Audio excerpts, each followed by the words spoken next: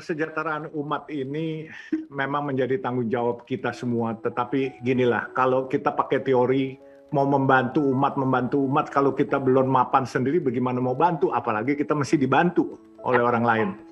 Jadi oleh sebab itu, kalau menurut saya, kalau mau menjadi orang Islam harus ikuti ajaran Islam. Orang Islam itu harus kaya tapi jangan kaya karena korupsi, kaya karena kerja keras.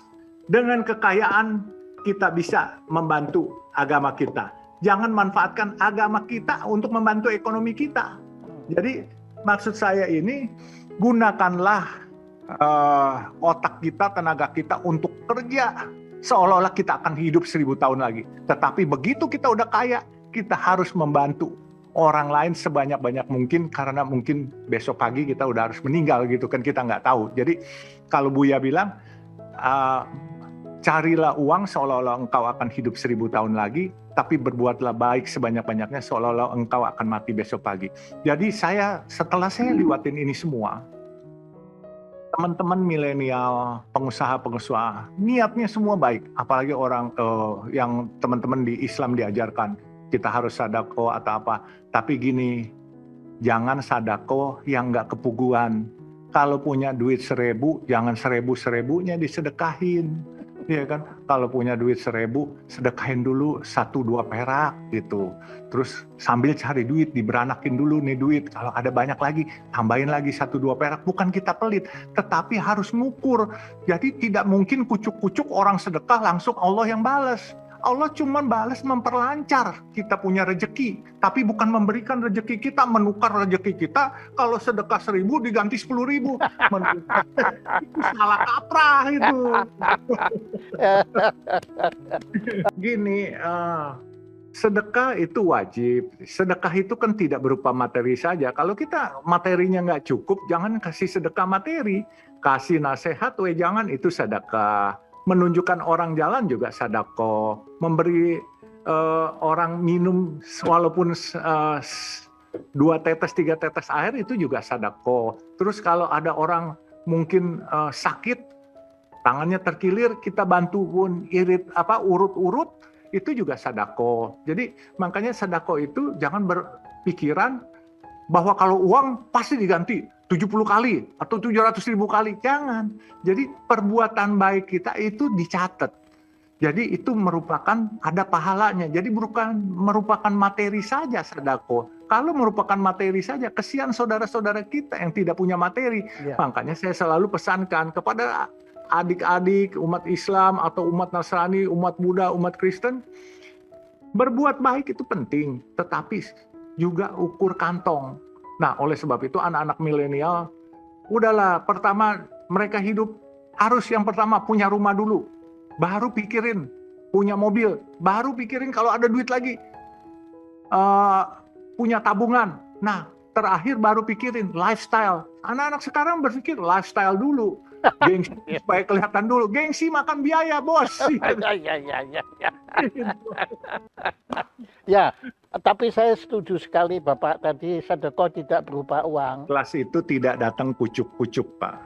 Jadi ujuk-ujuk datang ikhlas itu nggak mungkin. Jadi gini, pertama kali kalau mau ikhlas yang kecil-kecil dulu. Kalau pertama kali kalau kita punya duit dikit kita suruh sumbangin ke orang, pasti nggak ikhlas. Jadi kita nggak usah so ikhlas lah kalau yang gituan. Kita kalau punya duit ya kita simpan dulu.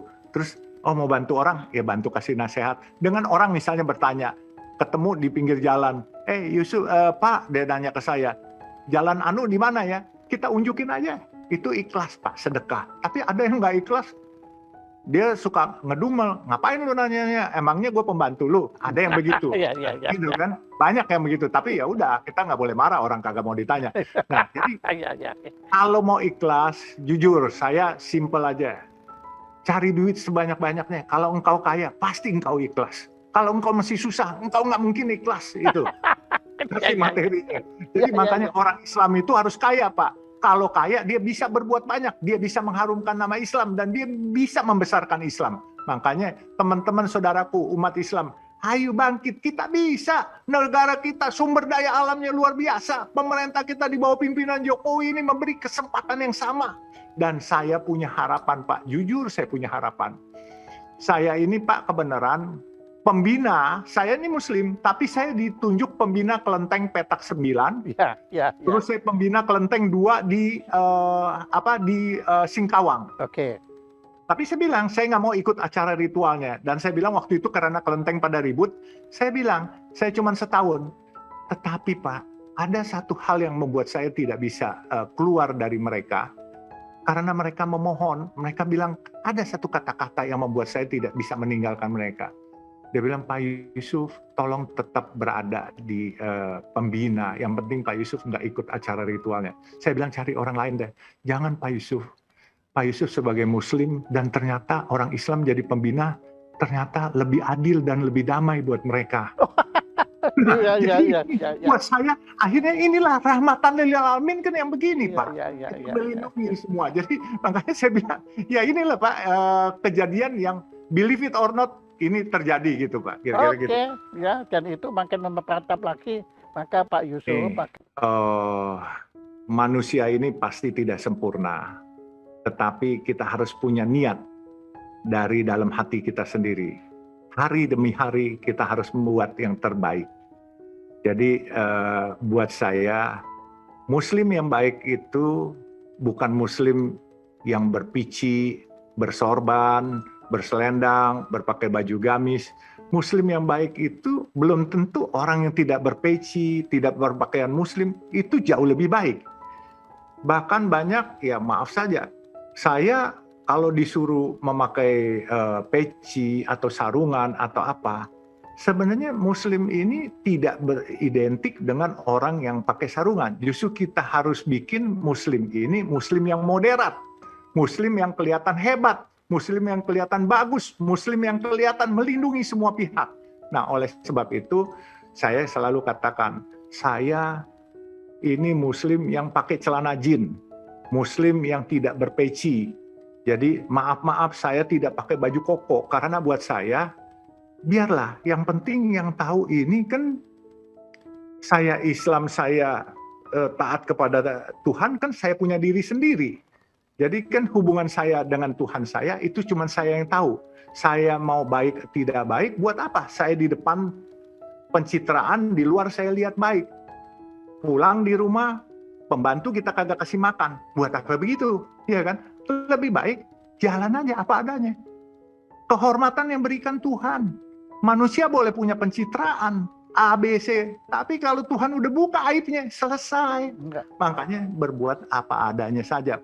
Pak Jaya supaya tahu ya, saya punya asisten rumah tangga. Saya punya sebagian asisten security di rumah. Itu saudara-saudara kita dari Flores. Dan mereka beragama Katolik. Asisten rumah tangga saya, setiap hari Minggu, saya suruh supir saya anterin ke gereja katedral. Setelah itu mereka mau jalan-jalan ke keluarganya, berinteraksi sampai sore pulang. Jadi nggak ada masalah buat kami, dan itu bisa dicek. Bahkan yang lucu, saudara-saudara kita yang dari Flores, dari Kupang itu, saya suka bercanda, ketawa sama saudara-saudara kita ini. Karena mereka, saudara-saudara kita ini kan rambutnya agak keriting gitu kan, saudara-saudara kita dari Flores. Satu hari, saya ditelepon nyonya saya. Katanya, kesian pembantu kita. Kenapa? Itu kepalanya. Halo? Jadi rontok, terus kulit kepalanya kena. Langsung saya bawa ke rumah sakit.